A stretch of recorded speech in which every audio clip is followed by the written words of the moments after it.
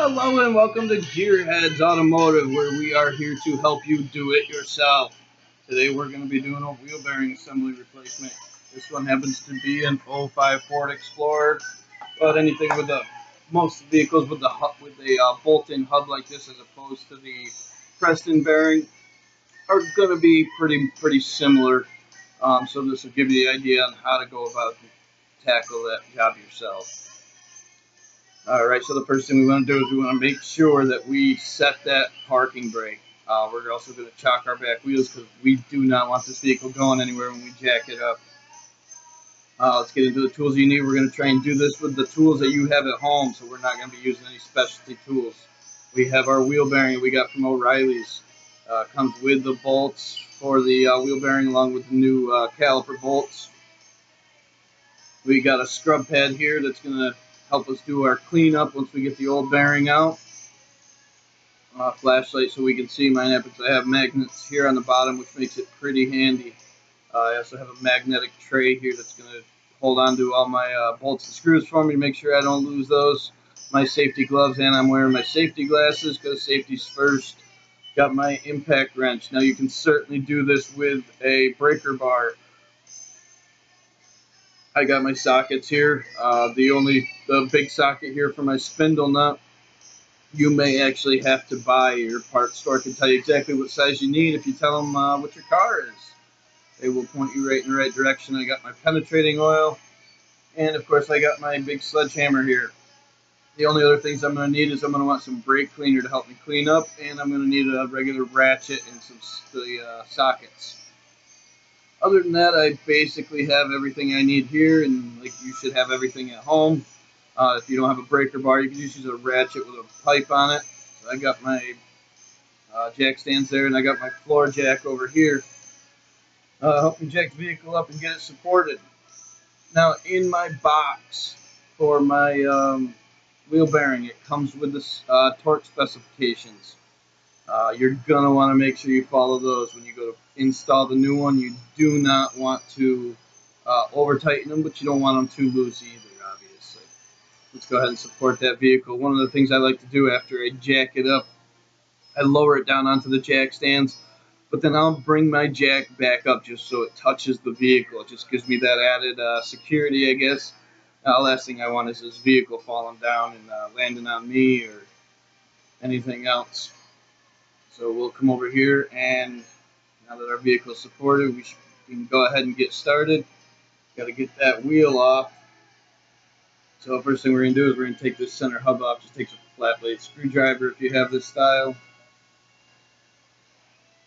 Now you're going to have to kind of bear with me. I'm working one-handed here because I got to record this. I want to make sure you guys are getting as good a quality video as I can give you. Of course, I'm going to have to cut away from time to time. I'll explain what I'm doing, and then I'll cut away, I'll do it, and then I'll come right back. It just kind of saves time. I'm sure you guys don't want to watch an hour-long video, but I got to get these lug nuts off, and I got to get this spindle nut off after I get the tire off. Like I said, I'll try and save as much time as I can here and only show you guys exactly what you need to know. So we'll go ahead and we'll get that tire up. Now with the spindle nut here, like I said, you're going to want to break your lug nuts loose and your spindle nut loose while the vehicle's on the ground if you don't have the air tools. My spindle nut was being a bit temperamental here. It didn't want to come off as it should. I noticed the threads were pretty gummed up and I didn't want to destroy them, so I took this off nice and slow. And normally I would just back it off to the end, but I actually took mine off. I wanted to clean these threads up, as you can see. And then I'm just going to put that spindle nut back on.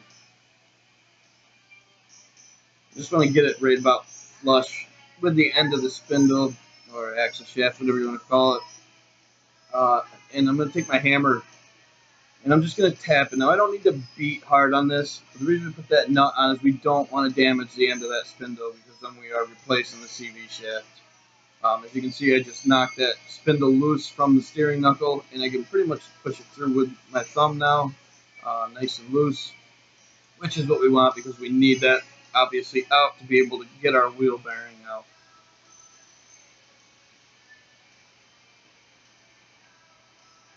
As you can see, we got our bolts back here for our caliper housing, caliper bracket. We want to go ahead and remove the caliper bracket.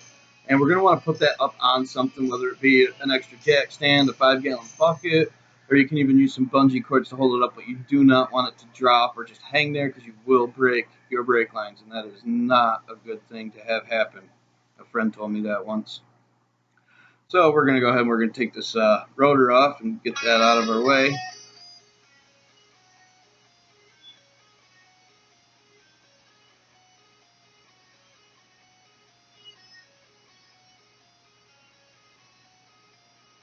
Let's see if we can get a look back here.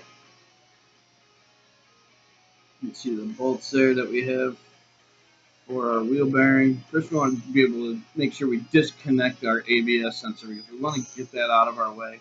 Now, the new wheel bearing should come with the new sensor, but we're going to go ahead and take this out so it's out of our way, and obviously see where the other one goes, see where the new one goes. Now, this is just an Allen wrench, so we'll go ahead and loosen that up.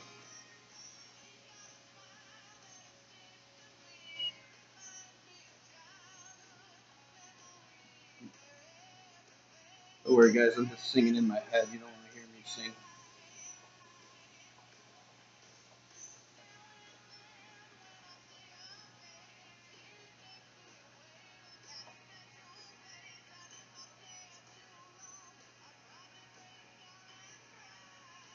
We'll go ahead and put that bolt in there, and just a little bit of wiggling, and should be able to pull this right. I shouldn't need any tools to get it out. Sometimes they stick in there a little bit. Get that out of our way.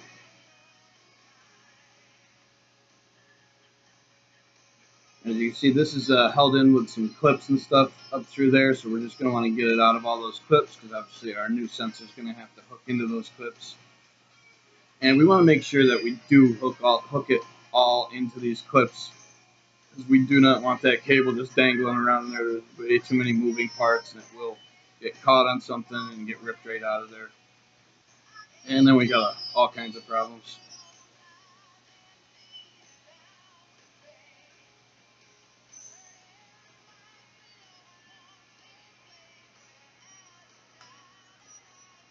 So we just want to again make sure that our spindle is loose from our steering knuckle.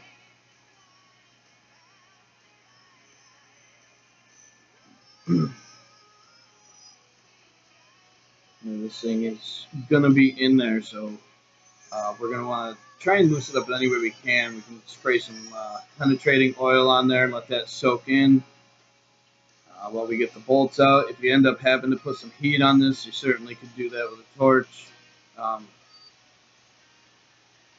Like I said, we'll let that soak in, and you can see in the back here we got our bolts that hold it in. There's one there. There's going to be one up at the top there, you can see, and there's actually one more on the other side of this axle. So we're going to want to get those all out. You can just use a breaker bar.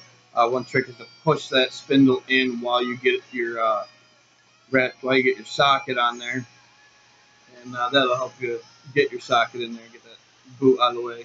We'll just bang on this with the sledgehammer. Try and loosen it up any way we can.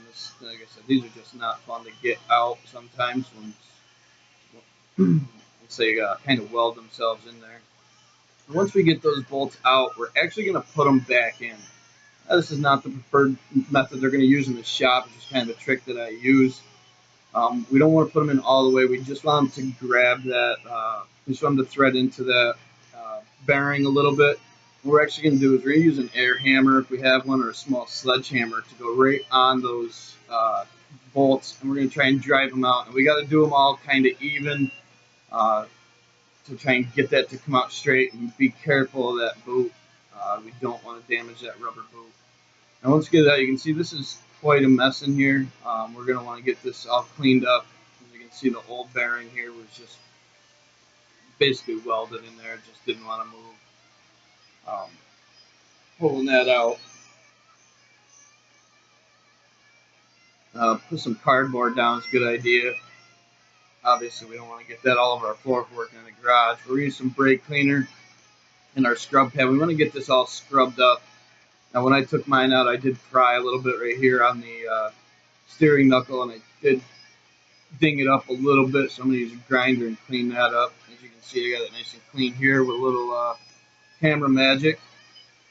And I'm just going to put some never sees here, and I'm going to put some on the inside here where the bearing slides in. We want to make sure we don't get any on the threads, because on the threads we're going to want to put a little bit of the blue Loctite, just to kind of help hold it in place once we tighten it down.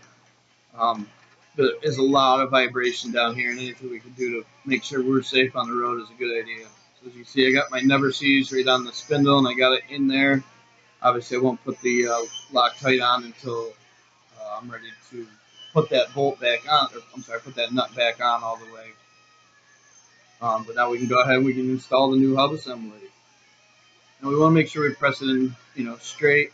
We want to get our ABS, make sure our ABS here is on the right side. We want to line up our bolt holes. And we just want that CV joint, the CV, the CV shaft to just lock in to the bearing a little bit, just to kind of make sure that we're in the right place. And we'll spin this on just to hold it there while we get our new bolts in. And the bolts are in with some more movie magic.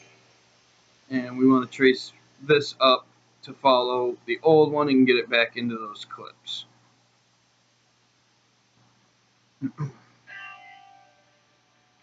Make sure we don't cut that wire when we cut that zip tie off. I just happened to be looking around, and I noticed that my upper ball joint was bad here. You can see the rubber boot is just shot, and this should not have any play in it like it does here, moving up and down, if you can see it. So we're going to be doing a video on that pretty soon. Now we've traced our ABS wire up through the hood, and as you can see here where the old one is connected, it's just a press down with your thumb on the little clip, and it should pull out relatively easily.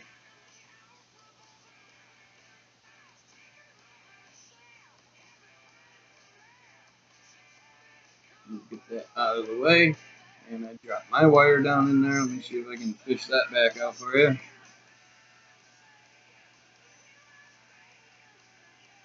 So pull that up, and we'll feed it through to where it goes, and we just reconnect it.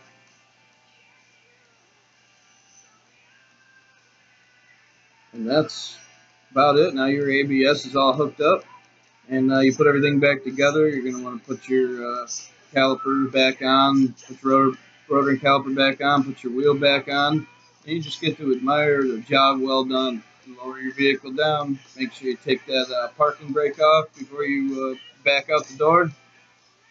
And thanks for watching, guys. Be sure to like and subscribe. We posting videos all the time. We are the Gearheads, and we're here to help you do it yourself, save some money.